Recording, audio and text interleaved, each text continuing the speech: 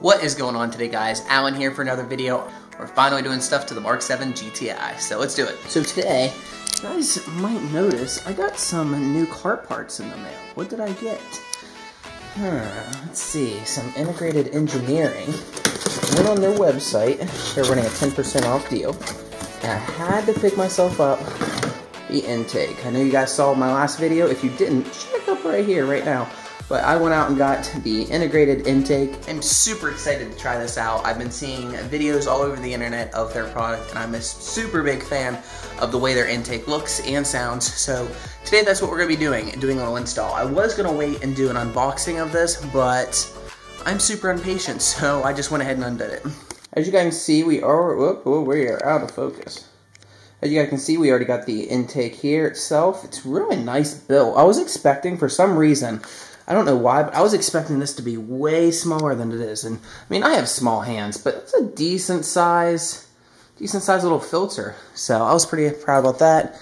I like that they give you the silicone. I don't know what it is. I'm just a big fan of like the silicone rather than having like all hard pipes. It does have this tube to connect everything together from the turbo inlet.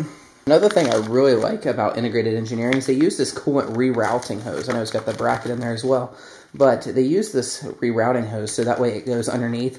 I've seen different ones, let's say APR, they don't use their own, they don't have their own like coolant hose. They do, but you have to pay separate for it. So to do that, you have this giant little hose hanging over your intake. Like if you're paying that much money for a carbon filter intake, include the damn thing with it. So that's another reason why I didn't go with APR and why I went with integrated engineering. It was honestly probably between APR, integrated engineering, and ECS, but I decided to go with the open intake. So we're going to see how it looks and how it turns out. So we're going to be doing that today. This video won't exactly be kind of like an install video, because if you guys have been on the internet before, you've seen how to install an intake. You've seen how it's done. I'm kind of more or less going to show you like general video of me putting it in, not really explaining how it's going on, because it's going to be like a learning experience for me as well. So we're going to do that, and then we're going to take her out for a little rip and see how she does.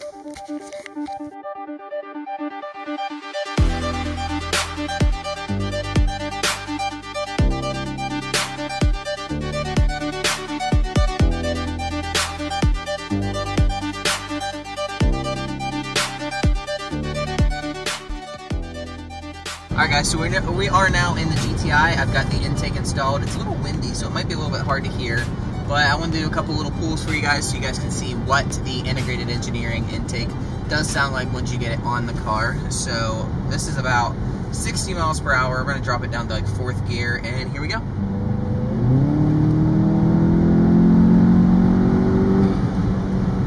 So I like the sounds of it are amazing. I've been just getting on it since I put the intake on, probably about a week or two ago. I know it's been a while since I've actually finished this video. You guys won't know that, but you'll see that I've changed clothes in this maybe twice, maybe 3 times. So that might be a little odd. You're like, what the hell is this kid doing with so many outfit changes?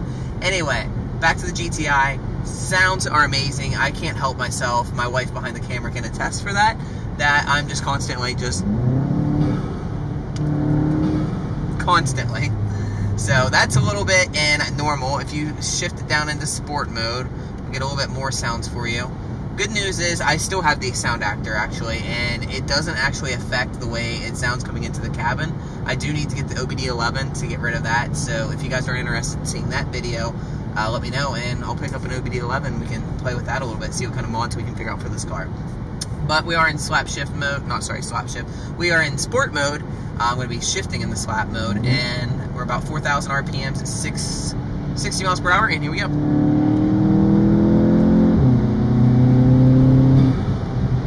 So not much of a difference, as you can tell from just the normal mode, just pulls a little bit harder. Overall, as most people know, you're not going to get a big boost in horsepower, if any, with an intake. The intake's just there for primarily sound, but the sound's worth it. You finally open up the turbo, it sounds so much better. Before, at the stock intake, you couldn't really hear that.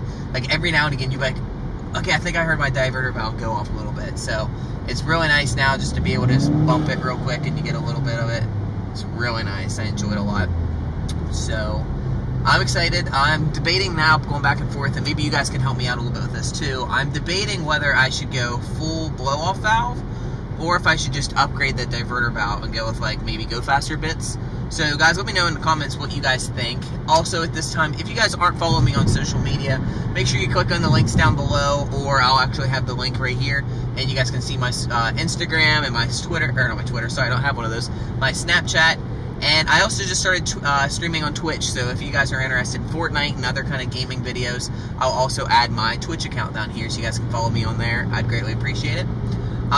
But that's pretty much where we're going to end this video. I'm glad you guys stuck around to watch this. I know the install was a little shaky. I kind of just jumped around, didn't quite finish the whole thing. But we got the intake installed, and it sounds amazing. I'll do a couple more sound clips at the end for you. Hope you guys enjoyed this video. Peace out, take it easy, and we'll see you in the next one.